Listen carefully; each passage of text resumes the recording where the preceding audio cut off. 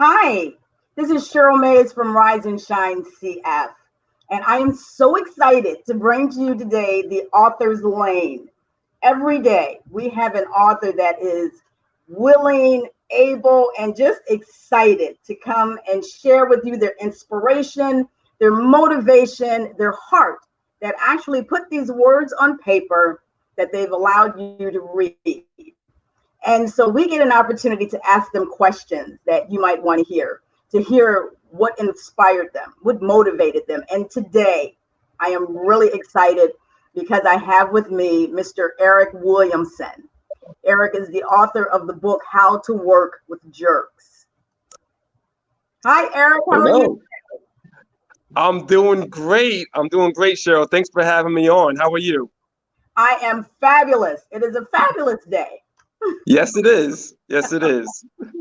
Well, I am so excited to have you on because I love, I think where we're at now, when you think about what brings people relief, what helps people get through, what helps people look inward, what helps people just, have a better idea of, different educational things, all types of genres of information. And books has had the ability to do that for us for as long as we could possibly remember. People have turned to books. Right. And so I am excited because we're going to hear about your book. But first, I want to hear somewhat about you because, Eric, you are a keynote speaker, in addition to being an author, and you are a consultant, corporate training. Yes. Which I think it sounds like where this book kind of derived from is some of your insights from training corporately. As a trainer myself, I'm just saying it sounds a little like there's some insights here. Just a little bit. So tell us a little bit about your corporate training. Yeah. So I work with organizations that want to build a better culture where their employees feel acknowledged and valued and developed into leaders. But I also help them work better with jerks. And basically, that's about managing conflict and building stronger relationships. Through my experience working with different organizations, I fundamentally believe that it's not about how smart you are, how talented you are. It doesn't matter how experienced you are. Our level of success is based on building relationships. And through my personal experiences and experiences from hearing my wife and just people I've talked to after giving keynote speeches or programs, I hear a lot of times that, I can do this job, I can do this function, but I can't stand this person I'm working with. And I'm going to leave. I don't know what else to do. I can't deal with it anymore. So that's a lot what inspired me to help put this book together. It's so interesting that you say that because I think people can relate to this. I mean, every single day, you go to work and there's always one or two people that you're on a team with, or that you sit across the cubicle from, or you have some interaction with. Right. And you're like, oh my gosh, how am I going to get through these next 8 hours? Right. Yeah. Cheryl, I've heard experiences of people who literally sit right next to someone at the cubicle, and they go back and forth emailing each other because they don't want to talk right next to them. And that takes so much time in order to get the job done. I've seen people, they walk all the way around just so that they won't have to run into that person to make a copy, or just so they don't have to have that chit chat. It's changed our habits a lot just because we can't manage those relationships. Mm-hmm. One of the things that I wrote down that you said, because it was so interesting, you said relationships are the most consequential factors to your success in the workplace. It's true. It absolutely is true. I mean, I can't think of one situation where someone has been able to succeed or get anything done without relying on someone else. And I've seen it and I've heard it from people that due to damaged relationships, due to the inability to get the job done, people have fell short. They've fallen short towards achieving that goal. They haven't been as effective as they needed to. And it's all because you can't manage those relationships, or you can't manage your emotions to get the job done. Sometimes we let those things get in our way, and as a result, we fall short. We're not as effective as what we need to, and I think it's consequential in all aspects, whether private or whether personally or professionally, private sectors or public sectors. It doesn't matter. It's so interesting that you said personally, because I mean that's huge too. Absolutely. We interact with individuals personally because they're a part of the group. Maybe not your immediate group, but they're part of the extended group. Yes. And you still have to, I guess, be cordial to, look at an individual as the individual and not as the premise that came before you met them. Right. And a lot of times when we are dealing with someone, we take things personally, right? And especially in the workplace, we take things personally, and we allow their behavior or their emotions to impact our feelings and how we get the job done. And a lot of times what we need to do is make sure that we have that end result in mind. You've probably seen training about dealing with difficult people or, playing nice in the sandbox. At the end of the day, it's really about achieving whatever that mission is. And whatever you can do to manage that relationship in the most professional way, to get through that discussion or to get through that crisis, that's really what you need to do. There's so many times where time is wasted just on back and forth, whether you're gossiping about someone because you don't like them, or you're having a tit-for-tat conversation with someone that really impedes your ability to get that job done as best as you can. I think that's so interesting because, we deal with this every day. And so for you to actually look at this and say, you know what, this is worthy of me putting it in a book. So how did that transpire? I'm sorry, say that one more time. How did it transpire that you were taking your training in from all of these caveats of how people work together, and you said, you know what, I need to put this in a book? Yeah, so it was a culmination of things. So usually after or sometimes during an event, I have people that come up to me all the time and say, you know what, Eric, those were some inspiring words. But you know something, I wanted to apply for this program, or there was this situation that happened, and this person was a real jerk, or maybe another word we probably don't want to share right now. My wife, for example, she's had situations where she's run across situations that have really negatively impacted her ability to get things done. And so I said, I've attended training. I have colleagues who deliver training and programs, and I haven't heard anyone really talk about, let's just get this job done. What can we do to just find this common ground and get something done? And so I wanted to address this, put this book together for something that appeals to people's pain points, what they really feel in here, the one thing that gets in our way of being as successful as possible. And then I also thought, well, sometimes people say, well, I'm going to quit this job. It's not worth it. Or I'm just going to get promoted, or I'm going to do something else to get away from the situation. The problem is it's inescapable, because no matter where you go, you're going to run into conflict. You're going to run into a jerk.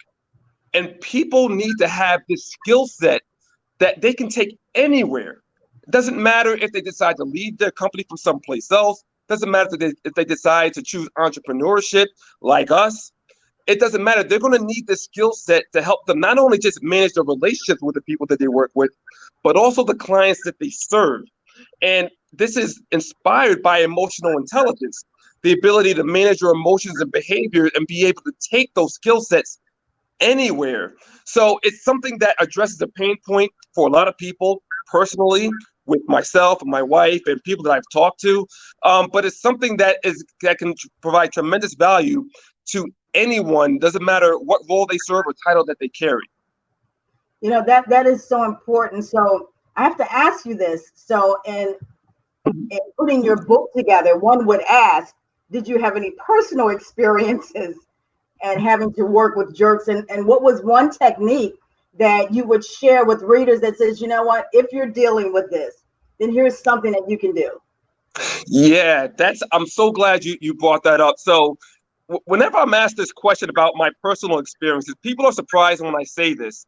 And that is, my personal experience deals with me being a jerk, me being someone who was really obnoxious, really did not get the corporate culture, and I got off on the wrong foot with everyone I worked with, and it was a terrible experience. And I was this close to being fired. It was my very first job after graduating from college, and I discovered that I was not prepared.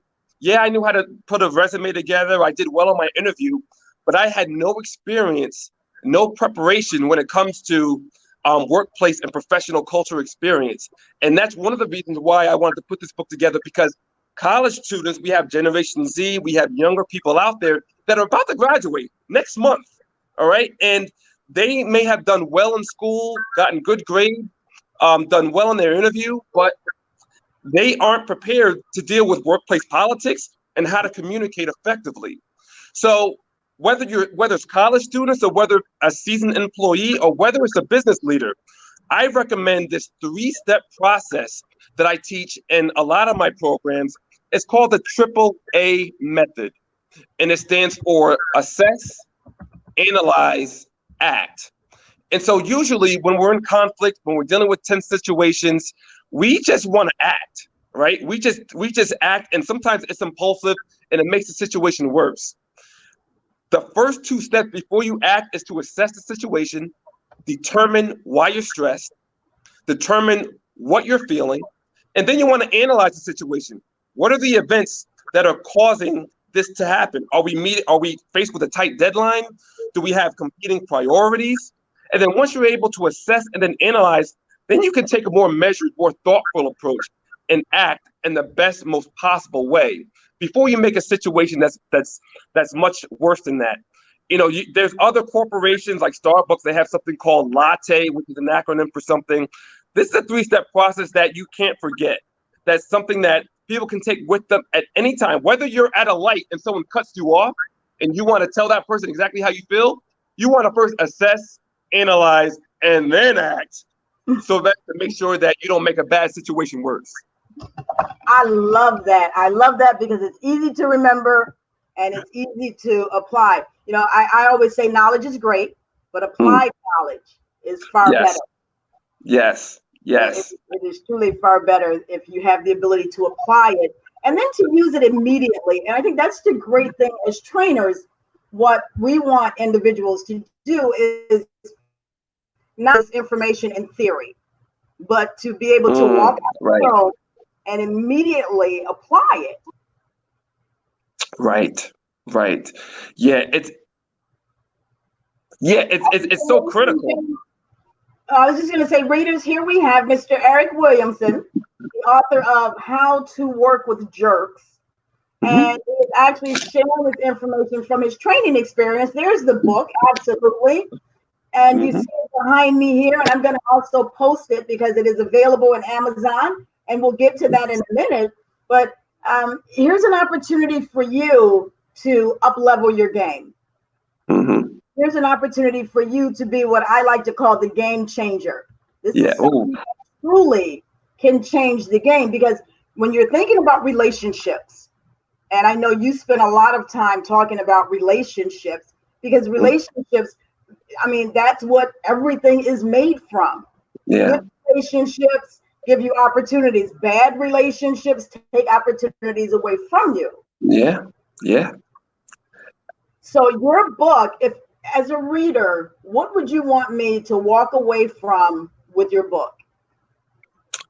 Well, I want people to walk away from this book that these are timeless tools. This will never go out of style. And that it doesn't, like I said before, it doesn't matter what role you serve or title you carry. You can't get it done by yourself. So you want to think hard about how you treat the person that you're working with.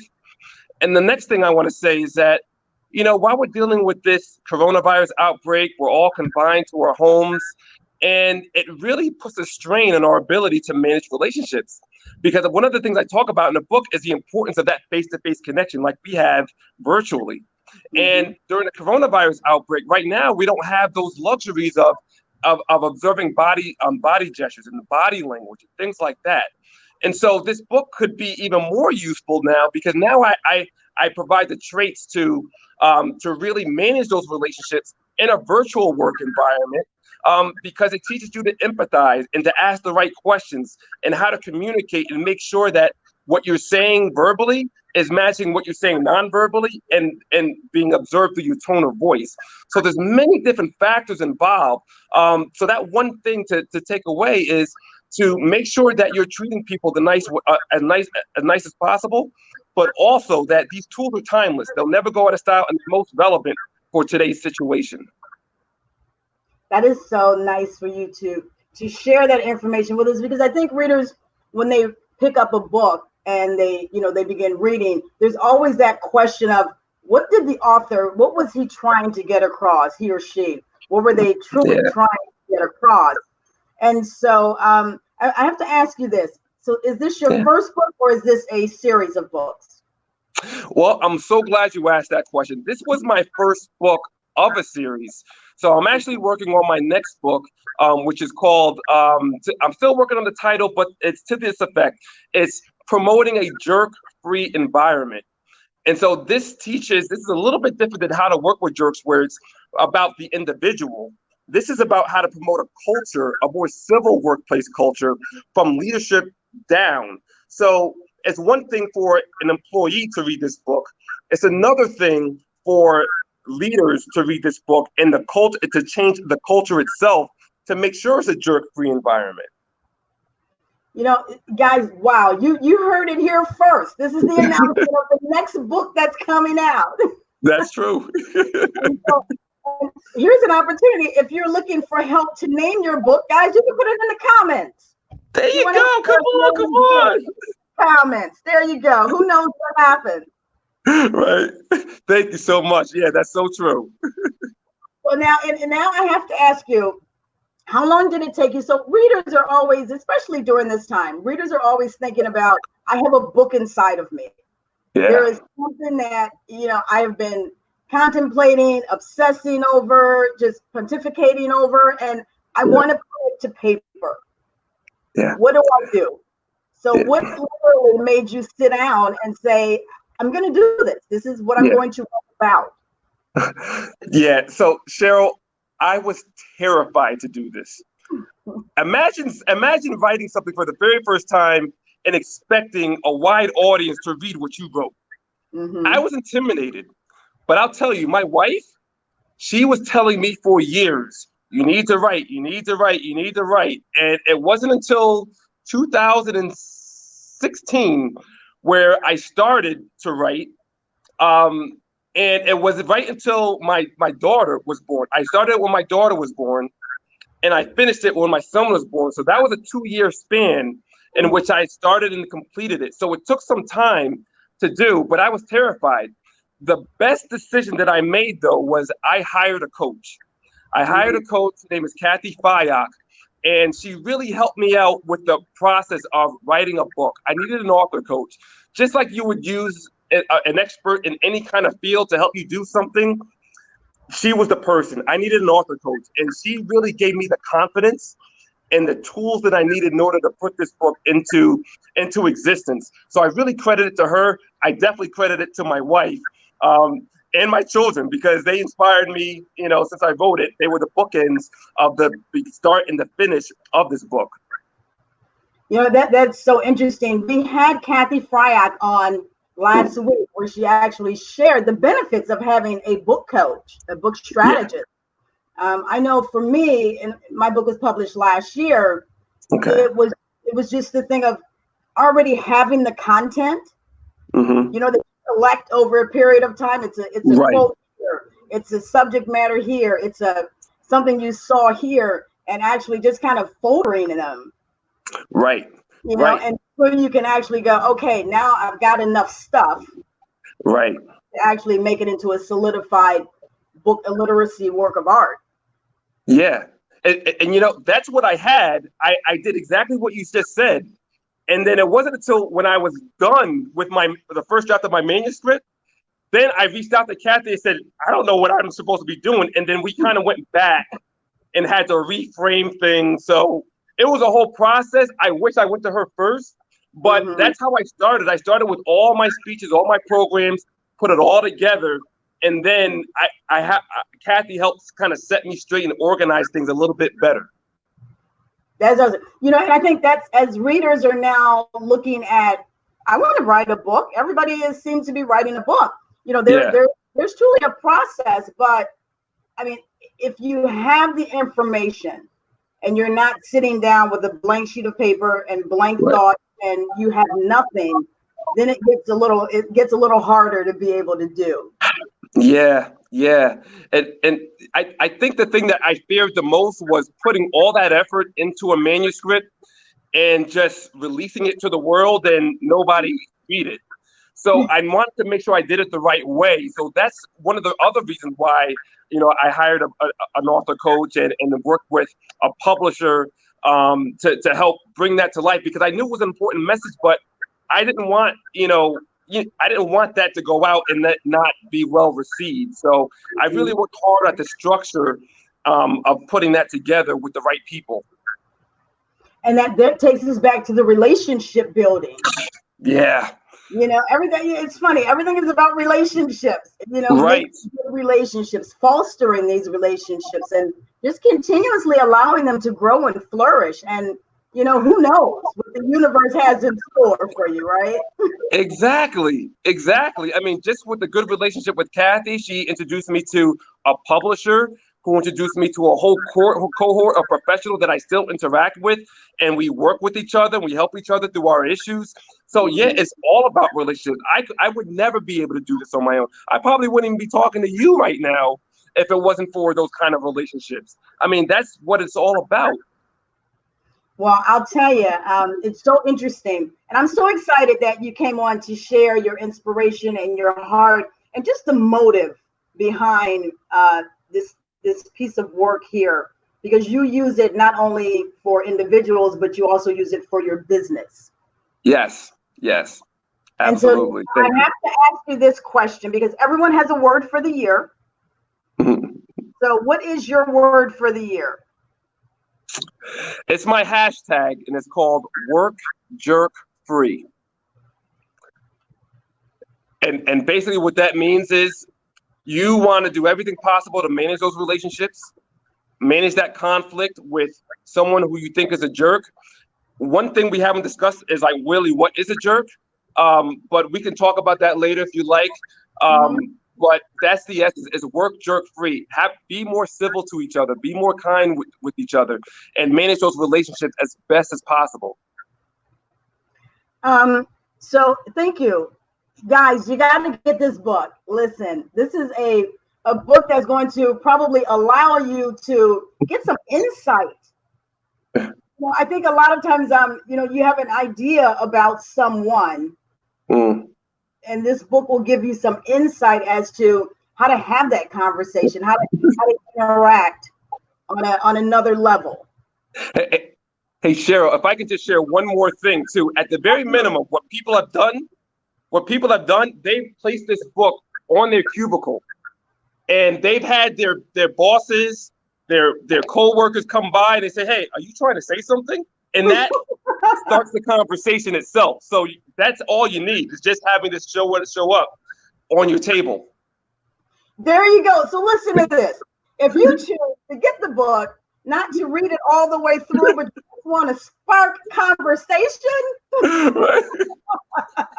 get the book, set it on your table. Might even want to set it on your coffee table at home. I don't know. Oh, yeah, that's true. We are just saying, but you have the opportunity to get the book. Now, Eric, your book is available on Amazon? Yes, it's available on Amazon, and I also provide signed copies. So if anyone's interested, they can contact me via my website or at my email address at ewilliamson@taylortrainingsolutions.com, and I'll be happy to mail you a signed copy, especially since we're in-house and we're confined to being home and we need something to read right now. There you go. Exactly. Well, listen, on the screen is his website for Taylor Training Solutions. If you're interested in getting a signed copy. Now, here's the deal. You've just heard from the author. Why would you not want a signed copy? So go to the website, find out how to get your signed copy. And I always ask about this because I know when I put my book out, what was important for me was to get a review from a reader that actually read your book and right. Go on Amazon or go on your Facebook or go onto your website to actually write a review about it. So how do you feel about receiving reviews from readers? Oh, I love it. I love it. If I could get more reviews, I would greatly welcome that. That's like the hardest thing because people contact me all the time and say, "Oh, I loved your book and help me with this and help me with that, help me solve this issue." But it's like doing that review is usually the hardest thing because people kind of forget about it. So I always try to plug it in. Give me a review. That means a lot to everyone. So that way you could drum up more support. But I love it. I love it. Right now, I'm getting 5-star reviews because it's adding so much value with people. But I love all types of feedback. So yeah, reviews are essential. Guys, listen, it's important for authors. So think about it. If you are doing something, anything, it could be at work or at home. Isn't it nice for somebody to say, "I really appreciated that. Thank you for your help. It was inspiring. It was motivational." And it doesn't have to be a paragraph. It could be 4 words, 2 sentences. It's something that allows the author to be able to say, "Did I hit the mark?" Right. Or there's something else for me to look at. And reviews, even if you have a review that might not be positive, if you're an author and you put it out there, you got calluses. Okay, so it took me so long to accept that, but it's true. It's true. This is not for the weak at heart. Okay. Nope. Well, Eric, thank you so much for joining us today on the Author's Lane. Guys, listen, How to Work with Jerks is available on Amazon. You can go to Eric's website, which I am putting back up here. That's what the book looks like. So you make sure you get the correct one on Amazon. You can go to his website. You can get your autographed copy. This is a great opportunity for you to get some insight, to find out more information about communicate. Huge. And not only a work environment, but any environment. And I'll tell you, every day here on the Author's Lane, we are excited to bring authors to you of all genres that are just opening up and sharing their inspiration, sharing their heart, so that you have an opportunity to connect and say, "Wait a second, I know that guy, the guy that's on the back of the book. It's not just a picture, I know something about him."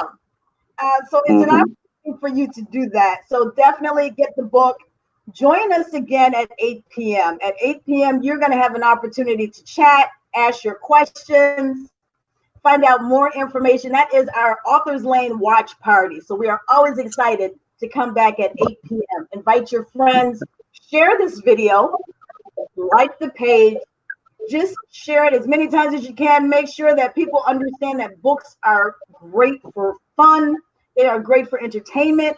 And that's what we want to do here on the Author's Lane. We want to provide entertainment, and we want to introduce you to authors that you just might not have heard of, but their messages are so vibrant and so desperately important in our everyday life.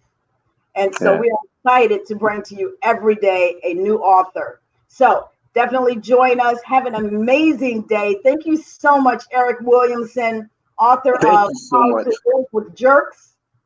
Hopefully we'll see you again on another segment. Until then, stay safe, stay home, and have an amazing day. Thank you so much. You too. Thank you so much for having me. And I'll talk to you later. Have a great day and be safe.